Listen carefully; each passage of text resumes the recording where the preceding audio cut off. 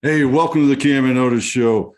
On this episode, Knight Campbell, who Navy vet, and I'm going to save my comment to a question later on because I keep getting confused. But don't worry, I've made a note of it. Knight, man, how you doing today, buddy?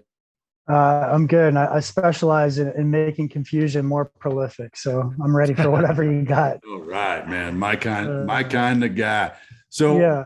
what drove you when you got out of the Navy to start a leadership outdoor integration business? And by the way, think you could make money by doing that? Well, those are two separate questions, and some one's resolved, another one maybe isn't as resolved. But that's a great question, and there wasn't. You want to be able to say like, this is the moment that I figured it all out, and I'm still figuring it out. As an entrepreneur, you're constantly thinking about how do you scale, how do you make this better, where are you going. So there wasn't like a perfect moment, but I'll say I kind of had an inclination that I wanted to do leadership development. I knew that I wanted to do it outside. At the time, I was in a PhD program with the intent to, study, learn leadership, get the credential to go to a university and create a program similar to what the Naval Academy has, which is excellent leadership development through experiences.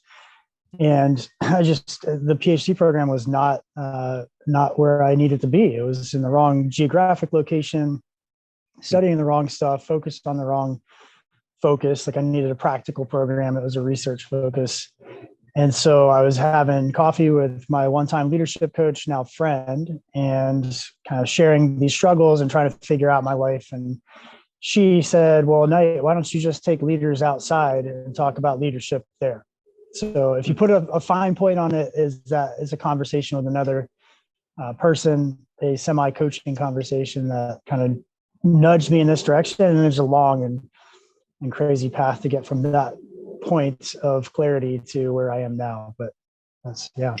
That's really interesting because what it reminds me of is this, and it really wasn't until I didn't see it with my daughter, but I saw it with both boys. Was how influential a single individual can be in your life at the right time, and how that person can be the one that quite literally puts you on a path for the rest of your life, which is really an interesting thing when you think about it. How I could be that person for somebody, and you could be, and when we think about all those sort of things, was she that person, your leadership coach? Which do you see it in that respect? Yeah, that's a great point. And I immediately, I guess when you say that, I imagine a person well, a mentor. Like my leadership coach certainly was both of those things and happened to be that person. But I immediately started thinking about a story in Kim Scott's book, Radical Candor, where her dog was going crazy and some stranger said, it's clear that you love that dog, but if you don't, discipline the dog's going to die, and then walked away.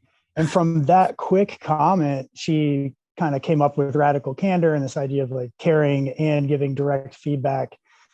So I don't know that it has to be like, for me, yes, it was someone I knew and respected well, but I love your point, Otis, that just how you interact with the world, you could make a dramatic difference in someone's life just by being present, listening, and sharing an observation. So yes. I think the really interesting thing there, you talk about it a lot in terms of right person, right time, and thinking back on it, I also think it's almost, this is double negative here, but it's also just not the wrong person.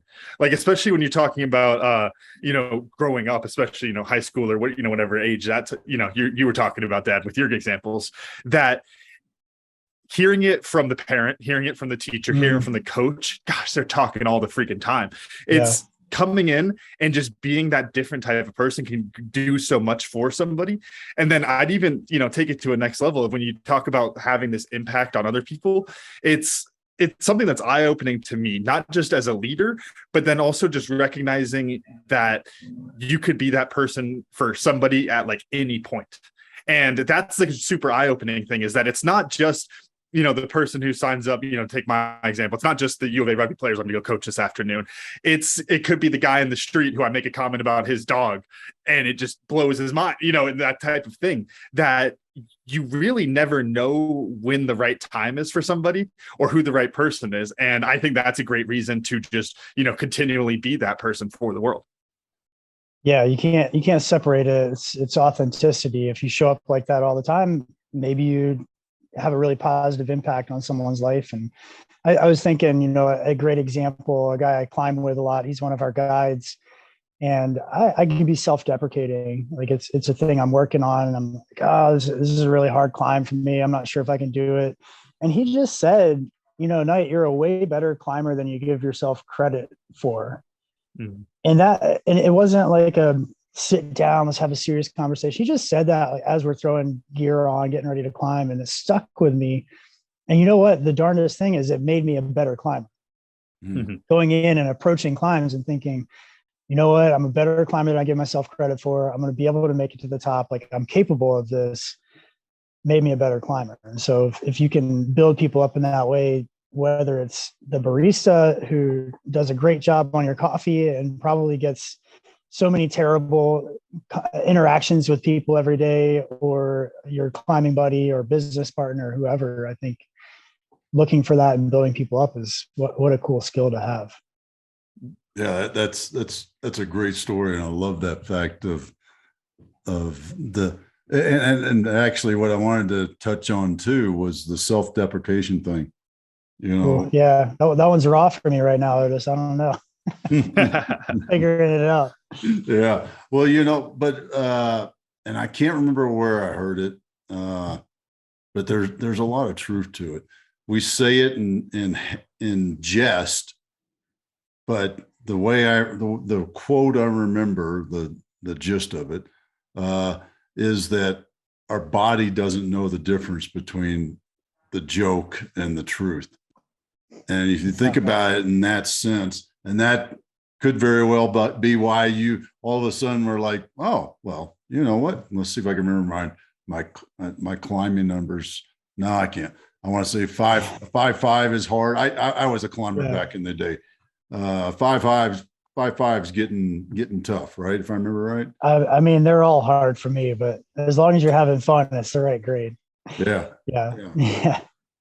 So I think I just want to add on to that, I think the interesting thing with self-deprecation, is something I think about with myself, is that it has that, tinge of imposter syndrome to it, that you don't believe that. But then I also think there's a really interesting social mechanism there that is just the not wanting to come off as over cocky, wanting to come off like somebody that we don't want to be. And so you build in those jokes a little bit as a way of softening it. I think almost in terms of when you hear public speakers or even comedians are a good example of this, that you have to meet somebody at their expectations and then bring them to where you want to have the conversation. I think that's what a lot of self-deprecation does, is, function in that social context of, helping people to meet in a better spot so they're understanding you a little bit more.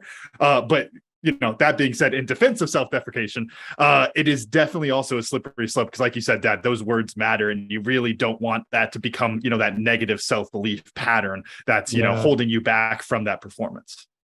Yeah. James Kerr has a quote where he said something along the lines of, the stories you tell yourself will become the stories others tell about you. And when I heard that, I was like, oh, I've got to change the stories I'm telling myself. I think there's something, like you say, there's a relatability if I can joke about, how I've messed something up. But if I come on a podcast and say I have no clue how to lead, I'm a terrible leader, I can't relate with people, it's just a constant struggle. Okay, well, I'm going to turn this thing off. I don't want to listen to that. So there's definitely a balance there. So what I want to hit the other half. What's the outside allure where your Navy, there's not a whole lot of, there's a lot of outside, but there's not a whole lot of anything but, blue ocean around you most of the time, and gray steel. So what How'd that come to be? Yeah, great question. So I grew up in Virginia, running around in the woods. I've spent my whole life outdoors, and even in the Navy, you walk outside on the deck of a destroyer and you see the immensity of the South Pacific or a sunset or flying around. You used to be thousands of miles from land in any direction at 1,000 feet. There's just no aircraft there. You don't have to worry about hitting anyone. So we're yanking and banking through the clouds and having fun. And outdoors, right now I'm sitting outside and I feel the breeze on my skin. I can see the sun. I can get in the vitamin D. It's where we're meant to be. And I tell this story a lot, but bottom line up front, I taught leadership at the Naval Academy. I ended up through a series of coincidences taking midshipmen up Mount Washington in New Hampshire. And it's legitimate. It's crazy. 100-mile-an-hour winds, negative 80 degrees with wind chill, whiteout conditions, high consequence kind of experience. And we would talk about leadership out of necessity. Like we needed people to step up and talk and share authentically and take care of each other and literally keep eyes on each other, because if we lost visible range of someone, like it could be catastrophic. And I saw them learn more about themselves and about leadership in that one experience, that one long weekend, than my entire class at the Naval Academy. So it's where we learn best. It's where we think best. It's where we make better relationships more quickly. It's just a catalyst. It's a catalyst for all the good things in life. So I push it hard. Do you think of that as, it's just like the raw state of nature, that it removes so many of the barriers to leadership and like those complexities? Because like you said, it's out of necessity when you're out there. You're not worrying about all these different layers of communication and technology and those type of things. It's, hey, literally, we got to go do this thing. Somebody's got to do it, right? Yeah, well, it's funny you say that. I was leading a hike talking about energy management this morning, and one of the things we talked about is getting rid of your cell phone periodically. And I semi-jokingly say, one of the biggest value adds of a weekend with our company is you just don't have your cell phone for 48 hours. People don't do that. And we just did a trip in Yosemite and we share appreciations. And one of the guys is a senior leader in a bunch of different big organizations and now has his own business. He's like, I can't remember the last time I didn't have my cell phone for 48 hours. So I think that's big. I think this idea of awe, when you're with a team, especially a corporate team who knows each other, they have kind of ingrained patterns and behaviors and hierarchies. And then all of a sudden it's like, hey, if we don't work together, we're going to get frostbite today. Like, it's not like in a couple quarters, maybe our profits will go down or Fred will be angry with Sally. It's like, today we're going to have frostbite if we don't talk about what's going on and work together. I think that common adversity, that shared adversity, brings out the best in people and in a really cool way. You see people gel. We've done almost 45 of these weekend long trips with complete strangers, and every single one, they're like, well, this is the coolest group you've taken out, right? Because we've just like all connected in this really special way. And that's not normal, right? Like, no, not at all. Like, except for all other ones that we do. So yeah, I want to play devil's advocate real quick on this, like half joking, and please launch us into a sales pitch, because it should be right down the pipe for you. I love pushing back. Perfect. How do we know that the causation there is not the outdoors? How do we know that it's you and your leadership system that you're taking them through? If we just dropped them in the woods for a weekend, wouldn't they figure it out anyways? Make that pitch for me. Yeah. Well, it's a hard pitch to make, because in a lot of ways it is in us. That is my shtick. Like, I think we do a lot to add into that. And like what we do that makes it more accessible is we have excellent guides. We have all the gear. We have the knowledge. We can create psychological safety in that group. We create a culture, and we talk about this on our trips. Like, here's what we've done as a group of people to create this culture very quickly. So is certainly better than it would be if we just drop people off. And if you drop people in the woods and they didn't have the tools to survive, like they would be sitting at the bottom of Maslow's hierarchy, like, holy crap, are we going to survive? Right. Like, you're not going to build they might eat each other. I mean, there's a precedence for that, right? Probably not. So there's a lot that we do and our guides do. And then we layer in this robust and rigorous leadership curriculum. So I think there are a lot of outdoor experiences. A lot of people always ask, well, is this like survival school? I'm like, no, we're not going to get K-bars and kill rats and eat them. Like, we're going to eat really good food and we're going to be comfortable, because I want you to feel like you can thrive and you can bring your family out and do this. But we're going to layer in, for example, we take a group to Catalina. We do that almost twice a year, unless businesses contract us to do it for their team specifically. And there's a high trail that is gorgeous, beautiful views, 360, Pacific Ocean on both sides, just gorgeous, but very difficult. And there's a lower trail that is pretty, but not jaw-dropping, a little bit longer and much easier.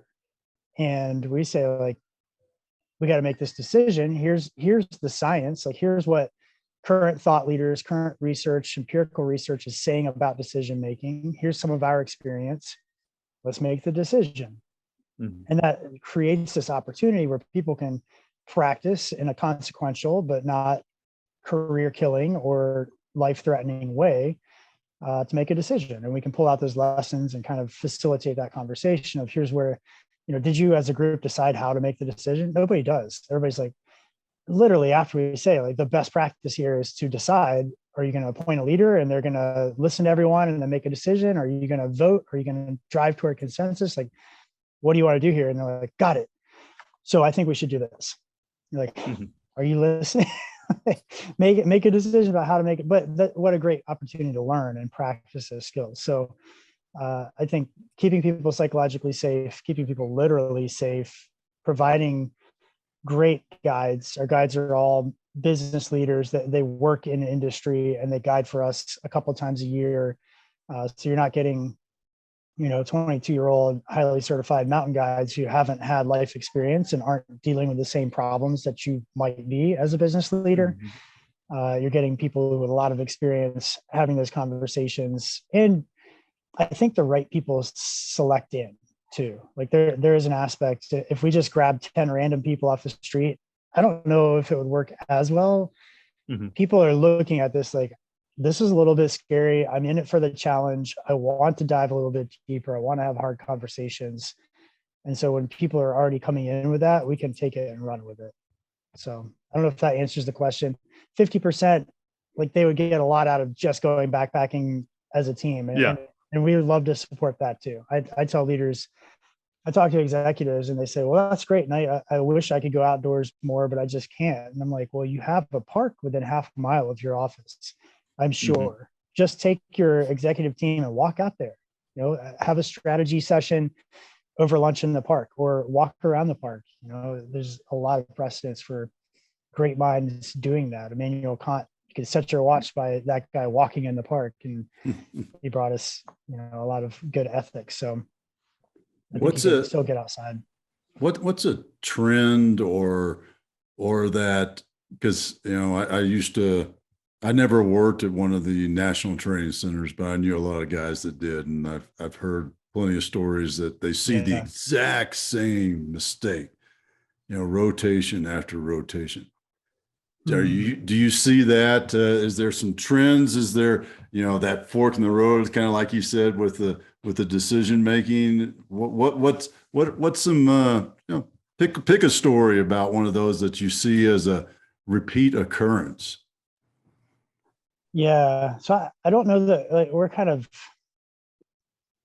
not there to make mistakes. We just don't have enough time. There's a lot of value in that kind of training too, but we're not like, let's see if we can get them to get lost. That happens, like naturally, and we work through it and pull the lessons out. But I think what I see more often, it's not so much a mistake, just a common occurrence, is people don't believe that they can climb to the top of a rock, sleep in a tent at night, carry a heavy pack for 4 or 5 miles.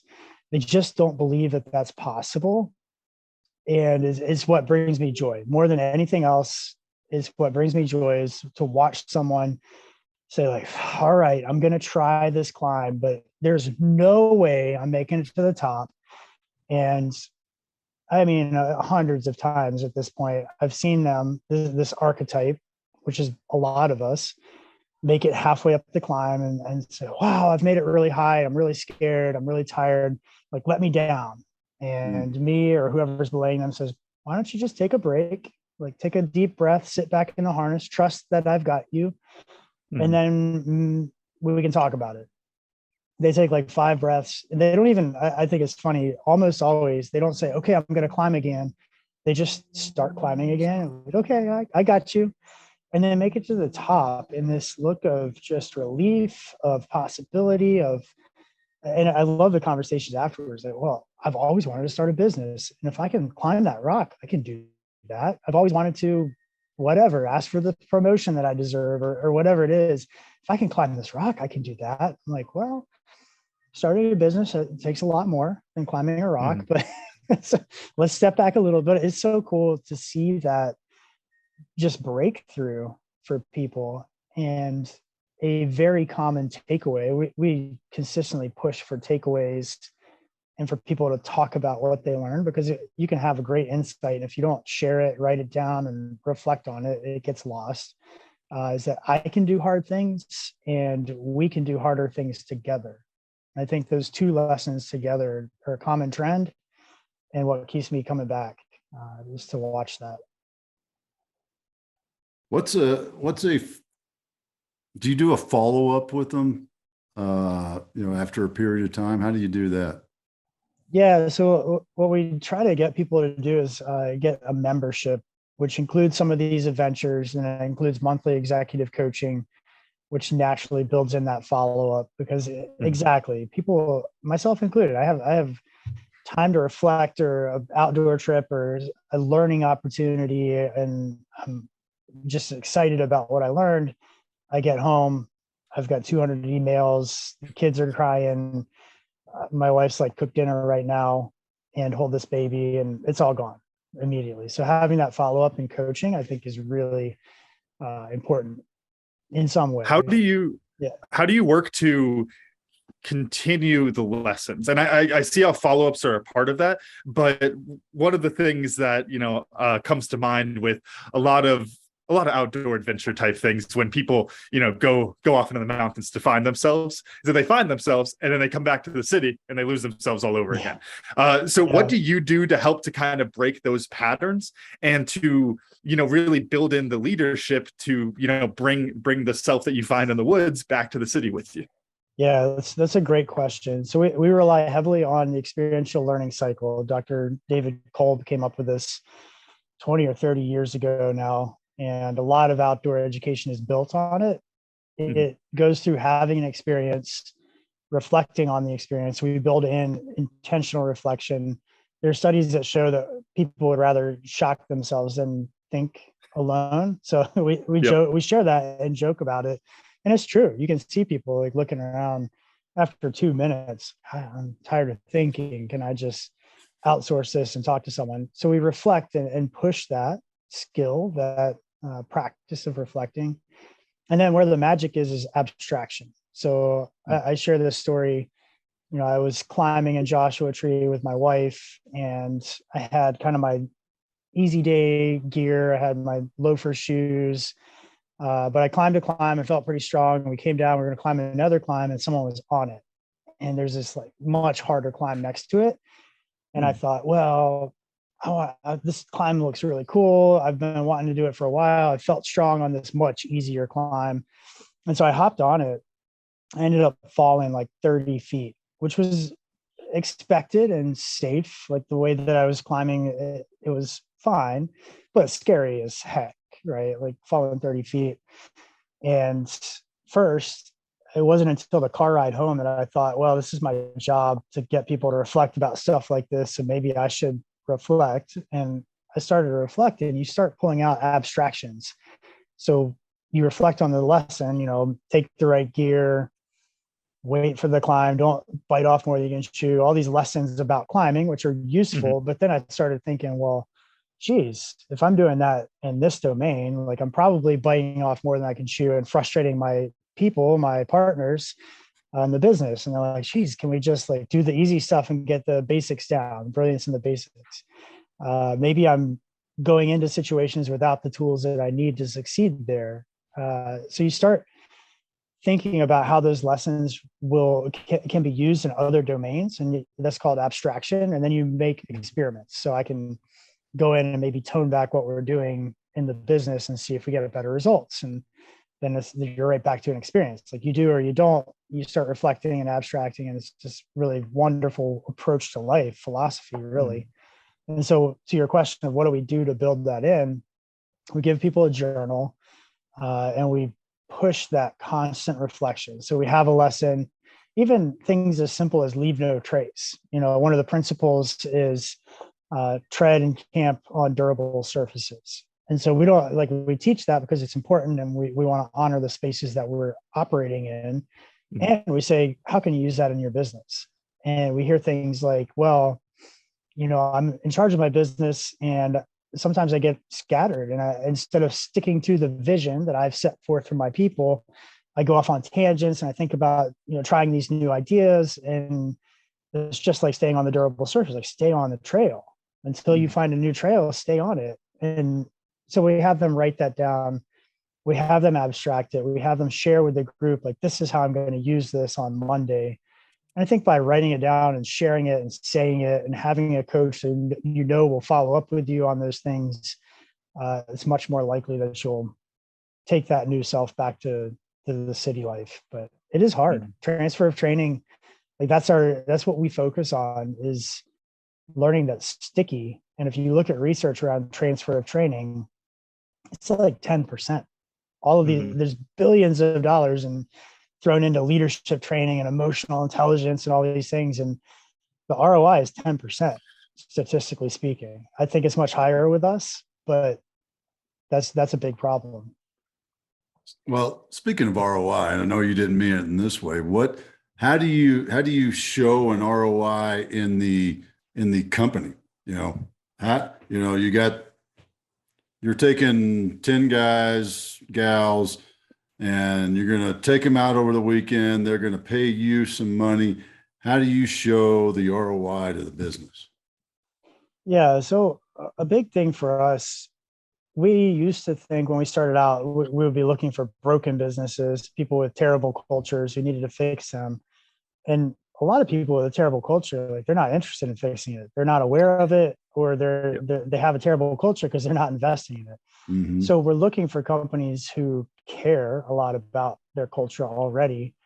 So the ROI really is in talent retention. Like that is the buzzword in what we do in leadership development, making sure that if you have a good culture and you're purposefully and intentionally building that culture, building the rituals, building the values and the basic assumptions, people will stay with you and work harder and be more motivated. And that's true to an extent.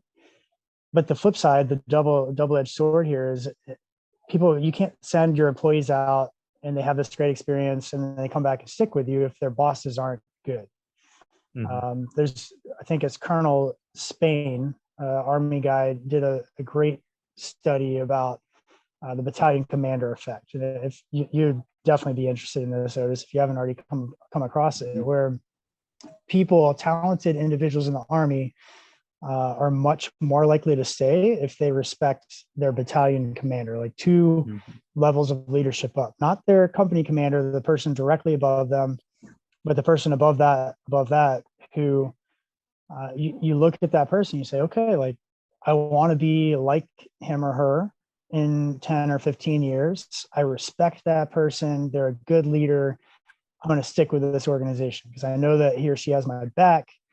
I see myself here. And if you don't have that, if you don't have a good battalion commander or your boss's boss, you're not going to stay. No matter how much money you throw at talent retention, people are going to leave. So I think there's a big argument to get those people out so that they're leading more effectively, so that the new people coming in want to be there, want to stay, because that's huge, especially today with this war for talent and the way the economy is. Like if you're not investing in that, you're going to lose your best people. Oh yeah. Yeah. And that gets expensive replacing them. I think that's the factor that other people always skip over is, we can hire somebody else. Okay. How much is that going to cost? Well, it's that, and being in that seat myself now with some amazing people in my company, my partners, our guides. I think, yes, it would cost a lot to replace these people monetarily, but geez, like we've built rapport and trust, and I can say like, hey, we need to have this happen, and they know what to do and where to do it, the quality to which to do it without all of the hand holding and setting of standards. So I think even more so, there's a psychological just drag if you're an executive and you're replacing someone at that level. Oh yeah. It's big, huge. It's huge. Yeah, you're exactly right. That whole factor, because you got to start all over again. Not only, what was the ramp up time, all those sort of things.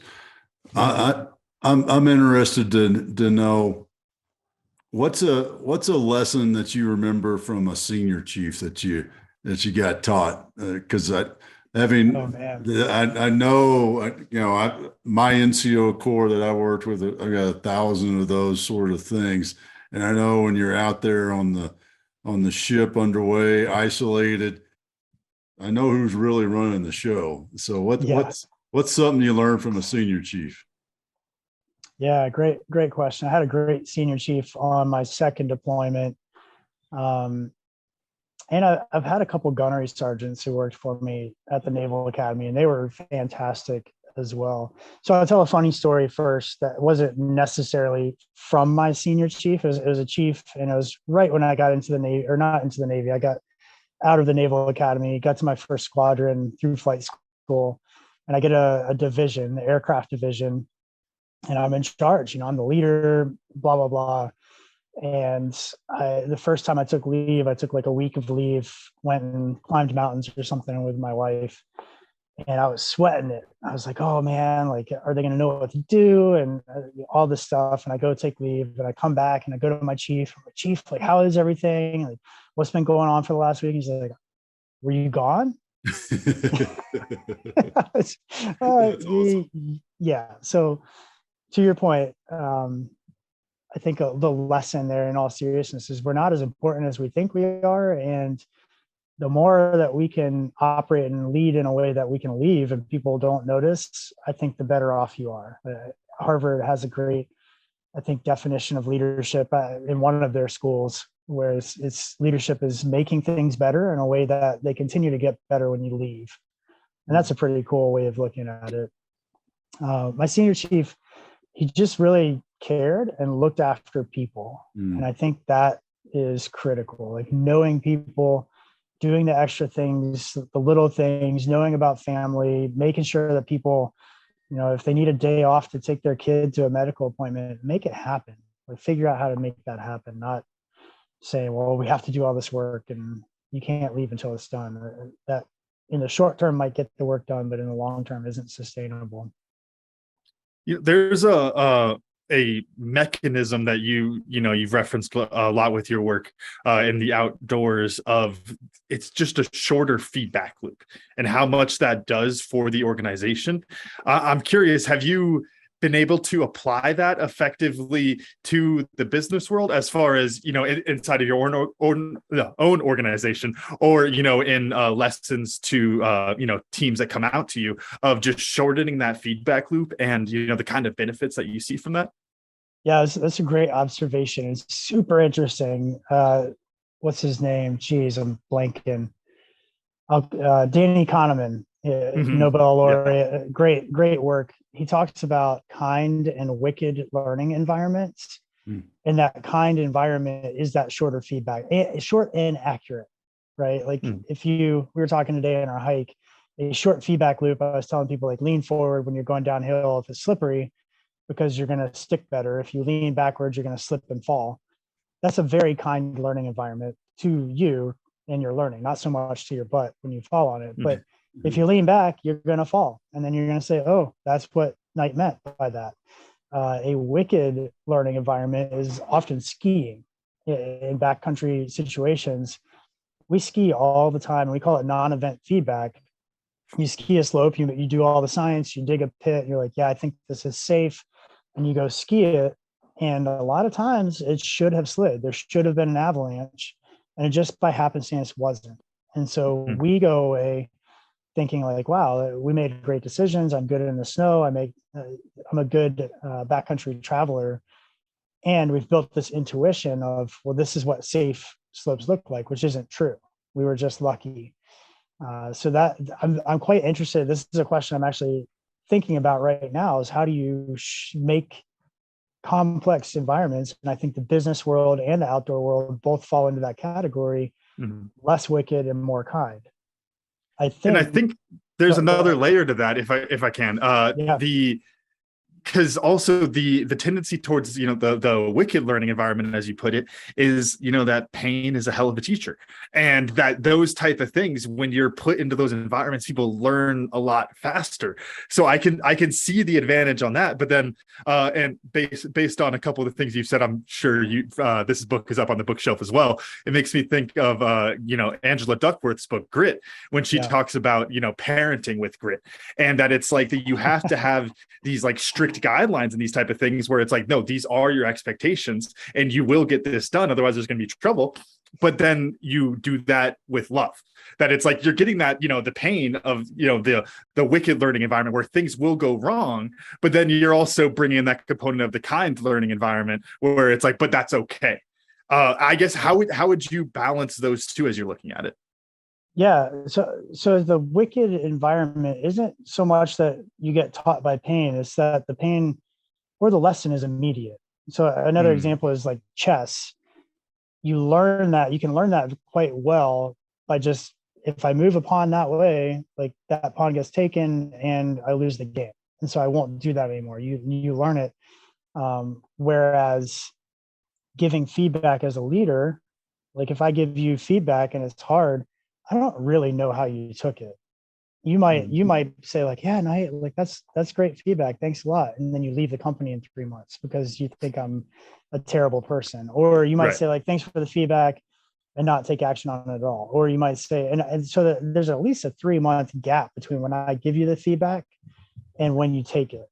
And so to shorten that loop, I think what we need to be teaching people is trust and authentic communication. Like, can we give better feedback in our interpersonal, you know, if you're doing something that bothers me, there's a lot around psychological safety. Like, am I comfortable saying, Cam, when you do that, it really bothers me, or when you do that, it makes it hard for me to do my job? Or am I afraid that you as my boss are going to be angry at me and you know, give me worse assignments or make fun of me in front of people or find some other way to find retribution? So can we get the sound of freedom going over here? That's right. That's right. Yeah, that's not an angry dog. That's the sound of freedom. That's the sound of freedom. Yeah. Can you all hear me over the chat here? Yeah. All right, good to go. Can we build a culture where it is expected and valued for someone to give critical feedback? And I think the feedback sandwich, like, can we just get rid of that? Like the whole, Cam, like, I really like how brown your hair is, but you're a terrible person, but your green shirt is really cool. It's so inauthentic and like not useful for you. And I think if you create a culture where if something's not going right on your team, you speak up respectfully out of a place of like, I care about you and I care about this team and our success, and this is what I'm seeing. And you take it as at face value. Like, that's how you get past those wicked learning environments, because you learn faster. Yeah, and I think there's such an interesting component of the just like communication there, that, you know, when you think about a feedback loop and you want it, you know, you want the fast feedback loop. And then I think we as the leaders will go in and say, hey, you know, here's the 3 things that you were doing wrong. I need those to get fixed. And then we expect like the switch to flip right away, instead of giving people, you know, like you talk about like that 3-month buildup to really take what you said, because, you know, it's you might be a leader listening to this and say, hey, I do need to shorten that feedback loop. I need to do all these different things. But then you also have to recognize the other person you're communicating with and the power, the power structure and those type of things, because people aren't going to give you that feedback immediately. For a lot of people, I know this about myself, I will probably have that feedback for you about 2 hours later when I'm walking the dog and that thought comes into my mind. And you have to, as a leader, leave room for that when you're thinking about, restructuring your feedback loops. Yeah, and I think that structure, just having a dedicated time to say something is really important. Build it in, the expectation that I'm going to give feedback. I also really like this idea of something I'm working on a lot. Like, I'll give feedback. Is it about me or about the person I'm giving feedback to? So a lot of times my feedback is like, you're late to meetings. You got to come on time. And really, it's just a pain in my butt to have someone being late to the meeting, because we get started late. It's disrespectful. The whole meeting's kind of thrown off, and it's not about them. And if you can authentically say, like, hey, I'm noticing that you're showing up late. It hurts the meetings. Like, what's going on? And so many times you all, like, I've judged people and come down hard and like, you're late to meetings, it's unprofessional, blah, blah, blah. It's like, yeah, well, my mom just died. She was taking care of the kids. Now I have to take the kids to school, and I'm trying, and you're like, ooh, shoot. Yeah. Like, can I rewind that and take that? So if you say, like, I'm noticing you're late to meetings, what's going on there? Like, one, you create an opening for them to tell you that before you look like an idiot and destroy all trust that you have for that person. And two, they own the solution. Like, a lot of times people say, like, yeah, geez, like I'm working so hard. I don't know why I'm late. And then you can say, well, here's some resources. Like, let's figure this out together. What would work for you? And when people come up with their own solutions, like, they're so much more likely to do it than if I say, like, you're late to meetings, it's annoying me, you need to fix it. Here's what you do. Like, set your alarm clock earlier. That's not going to work. I've tried it many times. I keep hoping it'll work. It doesn't. So what's a trend that you see in the future with how leaders, how what we call leadership is going to change?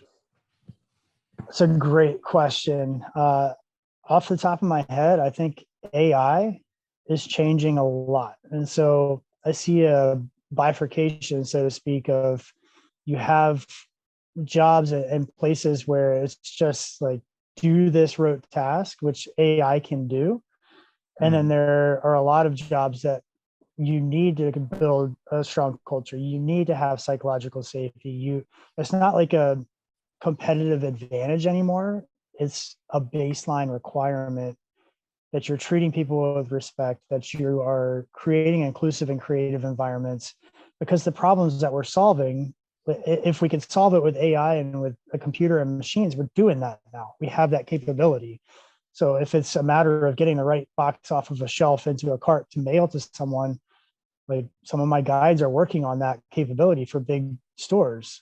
It's not a thing that we need to solve. And if it's a matter of, figuring out what the next 10 years are going to look like with the economy, you need people to speak up. You need a psychological safety. You need a great culture. And so we have to have leaders who can do that. And I think, a lot of leaders can and are growing into that. And I think a lot of people, it's just not how leadership was done 30 years ago. Is shut up and color. And if you shut up and color well enough, you're going to get a retirement from the company, and it's going to be worthwhile. It's just different. It's not necessarily bad. Sometimes I dream about, it'd be nice if I could just do the task every day, all day, and retire and be done, which I guess I could have done with the military. But Yeah. Well, yeah. And there is something to be said for that, right? If you're willing to go into shut off mode, I mean, no other way of putting it, and just show up and just mindlessly do the thing over and over and over again, then yeah. And maybe like I guess my thought would be that person hopefully and likely volunteers in their community, or they find passion and purpose somewhere else. And that retirement track is just, that's what's going to help sustain that other passion. Hopefully. I'm assuming positive intent here. Yeah. And I agree with you too, because I always like to believe that if you're in that that 40-hour-a-week nug job, that because you're only doing the 40-hour-a-week, you've got more time to give back to other things. Be that for sure. Be that church softball coach, whatever it is. That's it. It's like Homer Simpson, at his work desk. He doesn't enjoy his job at all, but he had to go back to pay for the kids, and so he has all these pictures of Maggie all over his work desk because he's just going through the motions, but there's a purpose behind it, right? Yeah, Cam, I really appreciate it that we could bring the Simpsons into this. That's great. I do what I can. Yeah. But you know what? That's funny. And I just got to say this while I'm thinking about it, but it is the fact you can find leadership lessons in any situation and any show. Homer Simpson working for his purpose. That's Maggie. That's there's something to be said. That's his who, not his why. His why is sir. Yeah, Duff. Well, other than learning that Homer Simpson has some great leadership lessons to teach us, for me, I love because it's been a while since I'd heard it, but the sandwich feedback, because that's how how I was brought up, was the sandwich feedback. Yeah, I don't like hilarious when you think about that. Hey, great hair, you suck, great shirt. Yeah. Talk next quarter. Yeah, that's how it comes off so often. Yeah. It is. It's such a terrible thing. So the lesson is create the culture where you can have those discussions about, hey, need to be open about it and need to figure out a better way of doing this. And part of that go ahead. Part of that is good feedback when it's earned too. Like you can't just say, we're going to create a culture where I can correct you all the time. It's when someone does good things, you just got to separate the conversations. So hopefully people are doing good stuff. It makes me think of, I think it's in Marcus Aurelius's Meditations. He talks about like the idea of going to somebody and saying, well, to be honest with you. And it's like, well, that means you're not being honest the rest of the time. Like if you're authentic with your employee, then you don't need to, put a compliment on each end of some negative feedback, because they'll know that the negative feedback is coming from a good place. Yeah. Yeah. They know that it's about them and that you care. Exactly. Cameron, how about you? What did you learn?